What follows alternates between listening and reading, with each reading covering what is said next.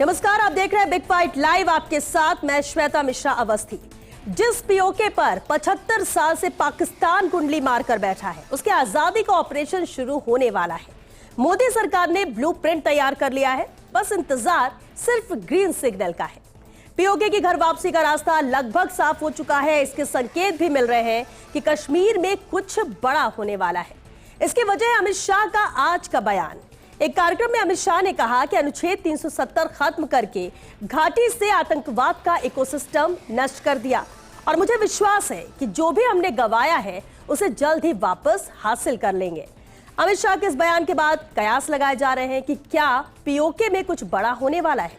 क्या अनुच्छेद 370 को हटाना सिर्फ ट्रेलर था, पिक्चर अभी बाकी है। यह बयान इसलिए भी बड़ा है कि कई ऐसे मौके आए जब पीएम मोदी, अमित शाह और राजनाथ सिंह कह चुके हैं पाक अधिकृत कश्मीर जल्द ही भारत का हिस्सा होगा। तो आज बात पीओके की घर वापसी पर।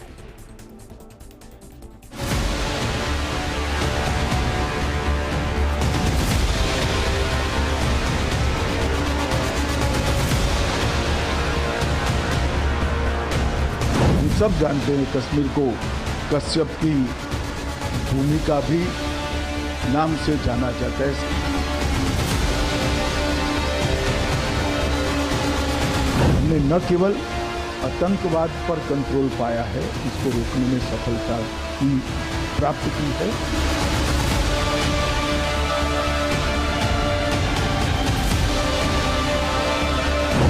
और मुझे विश्वास है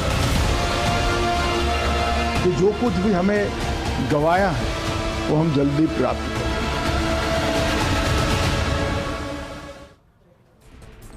और चलिए, बेहद खास मुद्दा और चर्चा के लिए खास मेहमान हमारे साथ जुड़ चुके हैं। सबसे पहले उनसे रूबरू करा देते हैं आपको। हमारे साथ चर्चा में शामिल हुए लक्ष्मीकांत भारद्वाज जी, बीजेपी प्रवक्ता है। बहुत स्वागत है लक्ष्मीकांत जी आपका।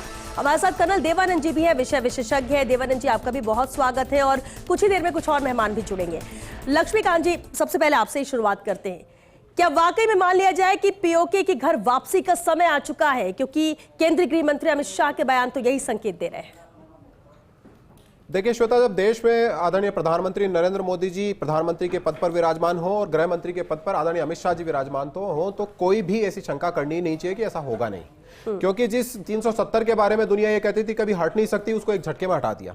राम मंदिर बन नहीं सकता, राम मंदिर बन गया। 3 तलाक खत्म नहीं हो सकता, 3 तलाक खत्म हो गया। तो ये जो हमारा संकल्प है, जो आज से लगभग 2 दशक पहले हमारे देश की संसद में लिया गया कि हम पीओके को हर हाल में वापस लेकर रहेंगे, उसको पूरा करने का भी संकल्प भारतीय जनता पार्टी की सरकार के पास है। और ये मानकर चलिए कि जिस तरीके से बाकी सारी चीजें जो हमारे देश की प्रतिष्ठा से जुड़ी हुई, देश के स्वाभिमान से जुड़ी हुई थी, हमारा जो हिस्सा 1948 में कमजोर नेतृत्व के कारण पाकिस्तान छीन कर लेकर चला गया था, उसको हमें वापस लाना ये पूरे प्रत्येक देशवासी का संकल्प है। और उसी संकल्प के साथ भारत की सरकार भी है। और आप ये देखिए कि ये जो दौर गुजरा है 1948 से लेकर 2024 तक का, जो हमारे इतना समय गुजरा है, उस जो पीओके है उसमें भी बड़े बदलाव हुए हैं। और आप जानती हैं कि जो जम्मू कश्मीर की जो विधानसभा है, भारत की सरकार ने संविधान के अनुसार, भारत के संविधान के अनुसार उसमें हमने पीओके से चुनकर आने वाले विधायकों के पद भी रिजर्व किए हुए हैं, वहां पर उनकी सीटें भी रिजर्व की हुई हैं। और हमारा संकल्प है, और दिन प्रतिदिन ये संकल्प मजबूत होता जा रहा है कि जो पीओके 1948 में कांग्रेस पार्टी के जो हमारे प्रधानमंत्री थे जवाहरलाल नेहरू जी, उनके कारण कबाली हमसे छीन कर लेकर चले गए थे और वो पाकिस्तान के कब्जे में है, उसको हमें हर हाल में लाना है। ये देशवासी का संकल्प है और उसके साथ भारत की सरकार मजबूती के साथ जुटी हुई है। अब ये कब होगा, कैसे होगा, ये तो जिनको करना है वही करेंगे। और जो इतिहास कहता है कि जब वो बड़े फैसले लेते हैं तो वो एकदम से लेते हैं कि सामने वाले को एहसास भी नहीं होता कि ऐसा हो सकता है, जो उसके खिलाफ चाहने वाले लोग होते हैं। लेकिन आप ये मानकर चलिए कि देशवासियों की भावना के साथ सरकार की भावना शामिल है। और निश्चित रूप से जो पीओके आज पाकिस्तान के कब्जे में है, जो हमारा कश्मीर है, जो कश्यप की भूमि है, वो हमारे पास वापस आकर रहेगा। ठीक है लक्ष्मीकांत जी, ये बात तो है, मैं आपने कही कि जो असंभव लगता था वो संभव हुआ है। 2014 के कार्यकाल में देखे कुछ फैसले, 2019 में देखे जो बड़े फैसले, या फिर अब 2024 में भी ये था कि अब शुरुआत है। लेकिन जो संकेत यहाँ पर मिल रहे हैं, कितना मुश्किल, क्योंकि जब अमित शाह ने जिक्र किया तो जिक्र उन तमाम चीजों का किया जिसे असंभव बताया जा रहा था। फिर 370 हो, कश्मीर में पत्थरबाजी को लेकर भी कि 2024 पूरा साल निकला लेकिन ऐसी घटनाएं वहां पर नहीं हुई। बदलता हुआ कश्मीर, विकास होता हुआ वहां पर नजर आया। लेकिन साथ ही अब यह भी कहा जा रहा है कि कश्मीर का जल्द नाम भी बदल सकता है? देखिए, ये तो मैं नहीं कह सकता कि क्या होगा इसके बारे में, लेकिन ये बात आपकी ठीक है कि पिछले जो नरेंद्र मोदी जी के प्रधानमंत्री रहते हुए 11 साल बीते हैं, उन 11 सालों में ना केवल देश बदला बल्कि कश्मीर भी बदला है। और इसके कई सारे उदाहरण हैं। आपको ध्यान होगा कि जो हमारे सेना के बहादुर जवानों को सरेआम चौक चौराहे पर गोली मारकर चले गए आतंकवादी थे, उनको कांग्रेस पार्टी की सरकार गले लगाती थी, प्रधानमंत्री के घर में उनका सम्मान होता था, वो आज 7 साल से जेल में पड़े हैं। ऐसे ही जो कश्मीर से भारत विरोधी गतिविधियां चलती थी, उनको रोकने का काम इस दौरान हुआ है। और आपको जानकर बहुत सुखद आश्चर्य होगा कि केवल 4 सालों में, पिछले 4 सालों में 70% आतंकवादी घटनाओं पर वहां लगाम लगी है। जो कैजुअलिटीज होती थी हमारे सिक्योरिटी फोर्सेस के जवानों की, उनमें 70% रोक लगी है। जो सिविलियंस की कैजुअलिटी होती थी उसमें 81% रोक वहां पर आई है। जो पत्थरबाजी की घटनाएं होती थी जिसके कारण हमारे सिक्योरिटी फोर्सेस के जवान घायल होते थे, जान चली जाती थी, वहां नागरिकों की जान चली जाती थी, वो लगभग रुकी हुई है। 100% उस पर एक तरीके से उस पर रोक हो चुकी है वहां पर। और कश्मीर के डेवलपमेंट की जहां तक बात करें, जिस कश्मीर में बंदूक की आवाज गूंजा करती थी, आज उस कश्मीर में वोट की आवाज गूंजती है। उस कश्मीर में आज आपने देखा कि बाकी भारत के जैसे वहां चुनाव हुआ और लगभग उतना ही मतदान वहां पर हुआ जितना देश के दूसरे हिस्सों में होता है, बल्कि कई जगह तो उससे भी ज्यादा हुआ है। तो ये जो बदलाव है, और मैं फिर दोहरा रहा हूं इस बात को, जब नरेंद्र मोदी भारत के प्रधानमंत्री हो, अमित शाह देश के गृह मंत्री हो, तो कोई चीज असंभव नहीं है। और ये तो हमारा है, इसे तो हमें लेना ही है। जो चीज हमारी है वो हम किसी दूसरे के पास नहीं छोड़ सकते। ये बात अलग है कि तब के 1948 के कमजोर नेतृत्व के कारण ये हमारे से चली गई, लेकिन आज भारत वैसा नहीं है। आज भारत नरेंद्र मोदी का भारत है। आज भारत एक बढ़ता हुआ भारत है जिसकी दुनिया में एक साख है और जिसने करके दिखाया है कि पिछले 11 साल में जो हमने ठाना है उसको हमने किया है। मैं फिर दोहरा रहा हूं, 370 जिसके कारण हमारे 50,000 से ज्यादा सिक्योरिटी फोर्सेज और सिविलियंस की जान गई कश्मीर में, उसको एक झटके में खत्म करने का काम किया। राम मंदिर, भव्य राम मंदिर 500 सालों के बाद आज यहां बनकर तैयार हुआ है। और 3 तलाक को एक झटके में खत्म किया। ऐसे दर्जनों उदाहरण है जो मैं आपके टीवी चैनल के ऊपर गिना सकता हूं, जिनको लोग ये कहते थे कि हो नहीं सकते, लेकिन प्रधानमंत्री की इच्छा शक्ति और गृह मंत्री जी के सशक्त नेतृत्व के कारण आज ये संभव हुआ है। और आने वाले दिनों में देखेंगे कि हमारे आपके देखते देखते जो कश्मीर नेहरू जी की नीति के कारण हमसे छीन लिया गया था आधा कश्मीर, उसको वापस यहां लाकर रखें।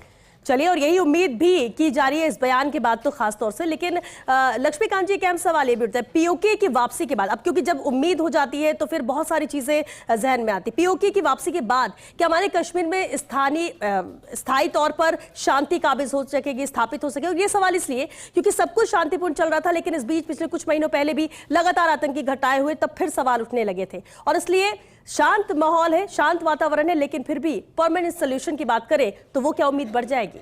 देखिए, जब एक घातक प्रहार आतंकवाद के ऊपर होता है और मजबूत इच्छा शक्ति के साथ होता है, तो ये देखने को आया, दुनिया भर में देखने को आया है कि अंतिम फड़फड़ाहट के रूप में ये लोग कुछ ना कुछ अपनी उपस्थिति दर्ज कराने की कोशिश करती है ताकि दुनिया में मैसेज जाए। क्योंकि देश में भी कुछ लोग ऐसे होते हैं घूमते फिरते जो चाहते हैं कि वहां अशांति रहे, तो उनको मैसेज देने के लिए और अपने आप को ताकतवर दिखाने के लिए, जिंदा दिखाने के लिए आखिरी कोशिश इन लोगों ने वहां पर की है। लेकिन देश ने भी देखा और कश्मीर ने भी देखा कि किस तरीके से आतंकवादी घटनाओं के खिलाफ भारत सरकार की कार्रवाई, सिक्योरिटी फोर्सेज की कार्रवाई वहां पर हुई। और अब मैंने आपको जैसा गिनाया कि 70% आतंकवादी घटनाओं में वहां पर लगाम लग चुकी है। और जो कैजुअलिटीज हैं, हम तो ये कहते हैं कि देश के किसी भी नागरिक और देश के किसी भी सिक्योरिटी फोर्सेज के जवान की जान नहीं जानी चाहिए, लेकिन जिस तरीके से जाती थी उस पर भी एक हद तक रोक लगाने का काम, नहीं, बदलाव तो बिल्कुल हुए हैं और बेहतर करने की कोशिश है, और इसलिए उम्मीद भी और ज्यादा हो जाती है। जहां पर काम होता है, जहां बदलाव होता है, उम्मीद भी वहीं होती है। डॉक्टर प्रदीप चतुर्वेदी जी भी हमारे साथ जुड़ चुके हैं, कांग्रेस प्रवक्ता है। प्रदीप जी, आपका बहुत स्वागत है। पीओके की घर वापसी पर चर्चा हो रही है प्रदीप जी, और इससे पहले क्योंकि अभी आप जुड़ रहे हैं, लक्ष्मीकांत जी ने भी अपनी बात रखी सरकार की तरफ से, केंद्र सरकार की कोशिश किया है, लेकिन जो बयान अमित शाह का आया है उसमें यही संकेत है कि जो हमने खोया है वो जल्द हम वापस लेकर आएंगे, जिसमें पीओके शामिल।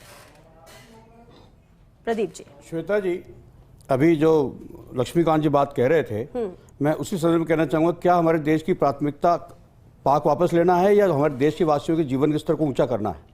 सवाल इस बात का है कि क्या देश पे जो संकट आज हैं, चाइना बॉर्डर पे जो स्थितियां हैं, अरुणाचल में जो स्थिति पैदा हुई है, मणिपुर में जो कुछ हुआ है, क्या वो हमारी प्राथमिकताएं नहीं है? आप नए नए सपने दिखा रहे हैं, जब देखो तब दूर के सपने जो आपके एजेंडा में नहीं, आपके घोषणा पत्र में नहीं, आप उनकी बातें करके लोगों को ध्यान आकर्षित करते हैं। सवाल यह है कि लोकतंत्र का तमाशा आप क्यों बना रहे हैं? जम्मू कश्मीर की बात आप करते हैं और जम्मू कश्मीर 370 की बात भी आई और भी चीजें हो रही, क्या जम्मू कश्मीर के लोगों जो चाह वो हो रहा है? आप देखिए, जम्मू कश्मीर में 370 धारा को हटाने के लिए क्या प्रपंच रचा गया कि वहां पीडीपी के साथ भाजपा सत्ता में थी। उस सरकार से विश्व समर्थन लेकर वापस कर वह राष्ट्रपति शासन लगाया गया। और वहां पर राष्ट्रपति लगाने के बाद इनके जो मन में जो काला सच था वो सामने आया कि उन्होंने 370 को हटाने के लिए वहां के लोगों की सहमति नहीं ली, संविधान सभा की सहमति नहीं ली, वहां राष्ट्रपति शासन लगाया, उसको भंग किया, फिर राज्यपाल की सिफारिश पर राष्ट्रपति ने अध्यादेश जारी कर दिया। सवाल ये, वहां के लोग क्या चाहते थे? उनकी कोई सहमति नहीं, उनका कोई सहभागिता नहीं। आप दिमाग में जिस तरह का प्रपंच रचते हैं, ठीक है प्रदीप जी, तो क्या गलत हुआ 370 हटाया गया? तो क्या गलत हुआ? मोदी सरकार करती रही है। नहीं, लेकिन क्या गलत हुआ? आप कह रहे वहां के लोग तो मानते ही नहीं कि वहां भारत का हिस्सा है। कई लोग ऐसे क्यों वो चाहते हैं कि अलग देश है? आज भी लोग स्वायत्त राज्य की मांग कर रहे हैं। वहां निर्वाचित सरकार ने, अमृतसर सरकार ने सबसे पहले कहा कि हमको स्वायत्त राज्य चाहिए। सवाल यह है कि अगर उनकी बात है और लोगों के लोकतंत्र की बात मानी जाए तो फिर उस सरकार की बात क्यों नहीं मानी जा रही? मुझे बताइए। केंद्र फैसले करेगा राज्यों के, जबकि राज्य व्यवस्था हमारी। अच्छा ठीक है, जो बयान उन्होंने दिया उस पर बात करते हैं। हम राज्य के प्रदीप जी, ठीक है, वो प्रदेश की सरकार। एक और सवाल है जो आप कह रहे हैं, जो केंद्र सरकार जिस मुद्दे पर बात कर रहे हैं, अमित शाह ने जो कहा पीओके की घर वापसी को लेकर, क्या ये जरूरी नहीं है देश के लिए? ये प्राथमिकता नहीं है। प्राथमिकता यह है कि देश के लोगों का आम जीवन ठीक किया जाए, हमारी जो सीमा तो है, ऐसा थोड़ी ना कि अगर उस पर काम किया जाएगा। सुनिए, जो कुछ हो रहा है उसकी बात क्यों नहीं की जा रही? आपकी चिंता जायज। वो प्रदीप जी, चलिए ठीक है, मान लिया प्रदीप जी, ठीक है, नहीं आपकी चिंता जायज है, आपकी चिंता जायज है, लेकिन एक बात सुनिए, आप पहले बात सुनिए, प्रदीप जी, ठीक है, चलिए आपने बात रखी, आपकी चिंता भी जायज है, लेकिन ऐसा तो होता नहीं कि अगर किसी एक चीज पर फैसला लिया जाए, एक पर काम किया जाए तो बाकी पर विराम लग जाता है, दूसरी चीजों पर क्या प्राथमिकता में नहीं रहेगा, दूसरी चीजें काम नहीं होगी। लक्ष्मीकांत जी, देश के लोगों का जीवन स्तर ठीक करना, उनको कुछ सुविधाएं देना हमारी प्राथमिकता है। उसकी बात नहीं करके आप वहां चले जाते हैं, पाकिस्तान दे देंगे हम आपको। आप चतुर्वेदी जी मेरी बात सुनिए। आप कांग्रेस पार्टी के प्रवक्ता है, उस पार्टी के प्रवक्ता जिसने 50 साल से ज्यादा इस देश में राज किया है, और एक प्रवक्ता उस पार्टी का जिसने 50 साल से ज्यादा देश में राज किया हो, वो ये कहता है कि पीओके हमारी प्राथमिकता में नहीं है। वो ये कहता है कि 370 नहीं हटनी चाहिए थी। मैंने ये कहता है, मैंने ये कहता है कि जम्मू कश्मीर की सरकार, वो ये कहता है कि जम्मू कश्मीर की सरकार, आपके नेता भी ये करते हैं। आप सवाल ये कि देश की प्राथमिकता पहले और भी है। मणिपुर में आपने क्यों नहीं फैसला किया? आपकी भाषा में क्यों नहीं फैसला किया? प्रधानमंत्री क्यों नहीं गए? वहाँ 250 लोगों की मृत्यु हो गई, वहाँ हिंसा जारी आज भी है, वहाँ हिंसा जारी आज भी है। 18 महीने बाद मुख्यमंत्री ने माफी मांगी है, 18 महीने बाद मुख्यमंत्री ने माफी मांगी है, 18 महीने तक प्रधानमंत्री बन गए। अमित शाह मणिपुर देश का भाग है, मणिपुर देश का भाग है। मणिपुर में आपने क्यों नहीं बात की? प्रधानमंत्री क्यों नहीं गए? आप पाकिस्तान की बात करते हैं, पीओके की बात करते हैं, मणिपुर की बात नहीं करते, अरुणाचल की बात क्यों नहीं करते? आपको बात करनी पड़ेगी। मणिपुर के साथ चौथे व्यवहार क्यों कर रही है? इसका जवाब बीजेपी देगी। हिम्मत कैसे होगी देना पड़ेगा? आपकी हिम्मत कैसे होगी देगी? आप 250 दोनों ने अपनी बात मणिपुर में 250 लोग मारे गए, उसके लिए प्रधानमंत्री मणिपुर क्यों नहीं गए? पीओके का तमगा दिखाकर तमाशा दिखाने की बात मत कीजिए, पहले देश की बात कीजिए, देश के लोगों की बात कीजिए। आप ये क्या बोल रहे हैं सर? आप अपनी बात बोल रहा हूं। मणिपुर मणिपुर हमारा राज्य है, देश का भाग है, उसकी बात नहीं करके पीओके की बात कर रहे हैं। मणिपुर में प्रधानमंत्री क्यों नहीं गए? उसका जवाब लेंगे। और मुख्यमंत्री ने 18 महीने बाद पाकिस्तान के साथ आप पाकिस्तान के साथ हो, आप क्यों पाकिस्तान के साथ हो ना? लक्ष्मीकांत जी एक सेकंड, लक्ष्मीकांत जी आप सुन सकते हैं, लक्ष्मीकांत एक सेकंड, नहीं बिल्कुल आप ठीक करें, इसलिए मैं जवाब दे रही हूं। 18 महीने बाद प्रदीप जी, मुख्यमंत्री ने माफी क्यों मांगी है? आप उन्हें बर्खास्त करिए। देश की मेरे देश की संप्रभुता पे सवाल खड़ा किया है। चलिए ठीक है, मेरे देश की संप्रभुता पे सवाल खड़ा किया है। ये चर्चा ही नहीं कर रहे, ये चर्चा ही नहीं करना चाह रहे प्रदीप जी। नारेबाजी का नहीं, आप चाहेंगे ये तो आप बिल्कुल प्राथमिकता तय करनी बात करने से नहीं, बात ही नहीं करने से। पहले बात सुनिए, मणिपुर की बात कीजिए, आप मणिपुर की बात कीजिए, चर्चा खत्म कर दीजिए, कर दीजिए। देश की प्राथमिकता मणिपुर है, देश की प्राथमिकता मणिपुर है। मुख्यमंत्री को बर्खास्त कीजिए, एक और गेस्ट जुड़े हुए, को बर्खास्त कीजिए। कर्नल देवानंद जी हमारे साथ जुड़े हुए, उनका रुख कर लेते हैं क्योंकि प्रदीप जी दूसरों को सुनना नहीं चाहते। कर्नल देवानंद जी विषय विशेषज्ञ हैं। देवानंद जी आपने सुना क्या कहना है यहां पर इस चीज को लेकर, लेकिन क्या वाकई में पीओके हमारी प्राथमिकता में नहीं है? देवानंद जी, अगर पीओके की घर वापसी की बात होती है तो क्या हमारे लिए अहम नहीं है? सबसे पहले बता दूं कि मेरे जो दोनों मित्र जिस प्रकार से लड़ रहे हैं, मुझे लगता है उनकी मानसिकता कहीं कहीं कुछ मानसिकता में गड़बड़ है। बुरा ना माने, जब पीओके की बात है, इसको लेने की बात हो रही है, मैं मानता हूं हर भारतवासी और हर सैनिक के लिए गर्व और गौरव की बात होगी जिस दिन हमारा पीओके का जो पाकिस्तान का कब्जा भारत में आ जाएगा। मैं मौजूदा सरकार और पिछले 10 वर्षों में जिस प्रकार की एक मुहिम चलाई गई है, जिसमें पार्लियामेंट के अंदर हमारे होम मिनिस्टर ने कहा कि हम जान दे देंगे पर पाकिस्तान से हम पीओके खाली करवाएंगे, और अगर आज कुछ ऐसे हालात हो रहे हैं तो उसके लिए तो अभिनंदन करना चाहिए हर भारतवासी को। पर ये दुर्भाग्य की बात है, पता नहीं कौन सी पार्टी के प्रवक्ता है, मैं देख नहीं पा रहा हूँ क्योंकि मैं यहाँ कांग्रेस के ये कांग्रेस के प्रवक्ता हैं, तो उनके जो व्यक्तिगत तौर पे सम्मान करता हूं, पर ये बात उचित नहीं है आपकी। अरे भाई, आप इतिहास में जाइए। आज अगर मैं किसी भी पार्टी का नाम लूं, क्योंकि मैं विषय विशेषज्ञ के नाते चर्चा कर रहा हूं, तो अपने जिन लोगों ने दुष्कर्म किए, जिनके कारण सैनिकों का बलिदान हुआ, जिसके कारण भारत माता की 1,00,000 स्क्वायर किलोमीटर जमीन दूसरों के कब्जे में है, हमारे पास मात्र 45% उसका कब्जा है, और हमारी जो LC लाइन कंट्रोल, जो सीज फायर लाइन थी, सीज फायर लाइन 71 के युद्ध के बाद कोई LOC बना दिया। तो ये देखिए जो बुरे कर्म किए इन लोगों ने। अगर आज देश और सरकार एक विचार से बढ़ती है और पाकिस्तान के अंदर ऐसे हालात बने हुए हैं जहां पर जो हमारे पीओके में जो हमारे साथी, जो हमारे नागरिक हैं, वो अगर ऐसे हालात बनते हैं कि भारत की ओर अगर उम्मीद लगा रहे हैं, तो मैं मानता देवानंद जी हूं एक सवाल और उठाया यहाँ पर प्रदीप जी ने। उनका कहना है कि प्राथमिकता में पीओके नहीं है। मणिपुर की बात क्यों नहीं की जाती, अरुणाचल को लेकर क्यों नहीं ध्यान दिया जाता, बॉर्डर सिक्योरिटी की बात क्यों नहीं की जाती, पीओके प्राथमिकता में नहीं होना चाहिए, ये इन्होंने सवाल उठाया। पर ये जो प्राथमिकता है, मैं कि अगर भारत की कोई भी प्राथमिकता है, देखिए हर व्यक्ति अपने अपने बात कर सकता है, पर सैनिक के नाते मैं मानता हूं 1947 से जो मेरे मन में, हर सैनिक के मन में वो दर्द है कि काश हमें 10 दिन और दे देती उस समय की सरकार, तो पाकिस्तान को हम खदेड़ देते। पर चलिए वो इतिहास है। आज प्राथमिकता की बात अगर कांग्रेस के प्रवक्ता कर रहे हैं तो मैं उनसे कहूंगा कृपया करके माफ करें। हमारी प्राथमिकता जो सैनिक हैं, जिसके कारण 50,000 सैनिकों का बलिदान हो गया है कश्मीर में, और अगर आज ये हमारा वापस आता है तो मैं इसको अच्छा कदम मानता हूँ। क्या आपकी सरकार ने वो रोक दिया क्या? सैनिकों की शहादत रोज हो रही है जम्मू कश्मीर में, वहाँ हो रही है, क्या रोक दिया गया? जवाब दीजिए, मैं सवाल कर रहा हूँ उनसे। इस तरह की बातें कर रहे हैं, क्या जम्मू कश्मीर में शहादत रुक गई क्या? आज आप गारंटी करते हैं इस बात की? जम्मू कश्मीर में सैनिकों की शहादत रुक गई है क्या? मुझे जवाब दीजिए आप इस बात का। प्रधानमंत्री थे, नहीं आप सुनिए, उस समय 47 में कांग्रेस के मनोनीत प्रधानमंत्री थे जिन्होंने हमारा 1,00,000 स्क्वायर किलोमीटर पाकिस्तान के हवाले किया। 62 के अंदर हमारा 37,000 स्क्वायर किलोमीटर किया। तो मैं ये मानता हूं आपको बोलने का कोई अधिकार नहीं है। आज की जो भी हमारी सरकार है, जो राष्ट्रवादी सरकार है, हाँ वो है, आप पार्टी बन रहे हैं, आप पार्टी बन रहे हैं, आप सैनिकों की बात नहीं कर रहे। नहीं, लेकिन प्रदीप जी वो बॉर्डर पर रह चुके हैं, वो कश्मीर के हालात देख चुके हैं, वो उसमें शामिल हो चुके हैं, उन्होंने अपने साथियों को शहीद होते देखा है, वो बात सच्चाई में असर है। उसके अनुरूप फैसले लिए गए। लक्ष्मीकांत जी चलिए ठीक है, लक्ष्मीकांत जी जवाब दे दीजिए। प्रदीप जी एक सेकंड, लक्ष्मीकांत जी, प्रदीप जी एक सेकंड, ठीक है, एक मिनट, ठीक है प्रदीप जी एक सेकंड। लक्ष्मीकांत जी, देखिए मेरे देश की एक भूमि जो 1948 में आतंकवादियों के साथ मिलकर पाकिस्तानियों ने हमसे छीनी और उसके ऊपर कब्जा किया।